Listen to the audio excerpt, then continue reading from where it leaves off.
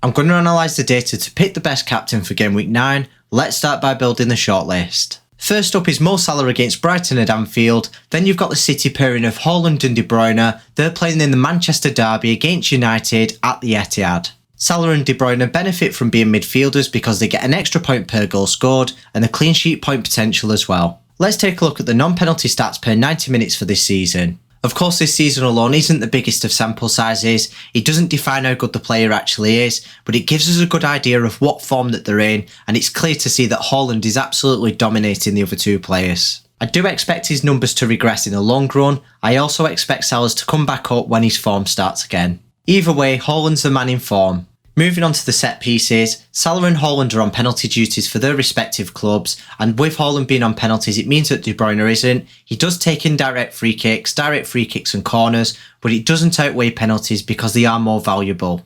Let's take a look at the probability of each player scoring or assisting. Haaland's got the best anytime goal scorer odds with 61%, and De Bruyne's got the best chance of assisting. It's actually Salah who's got the second best anytime return odds though, because he's got a balance of both. De Bruyne's 14% behind on the anytime return odds. Haaland takes the lead by 5% ahead of Salah. However, I would call it a draw between Salah and Haaland. Whilst Haaland's got the best chance of success, Salah's got the best weighted odds because he gets 20% more points per goal scored.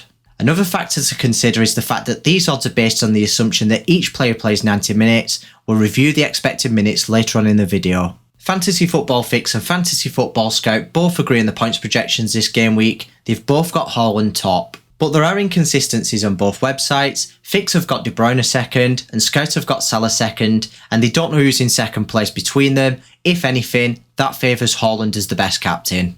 By comparing the opposition's defence, we can see that Haaland and De Bruyne's opponents United have been much worse than Brighton this season, but we've got to consider that Graham Potter has left Brighton, so we're not sure how they're going to continue.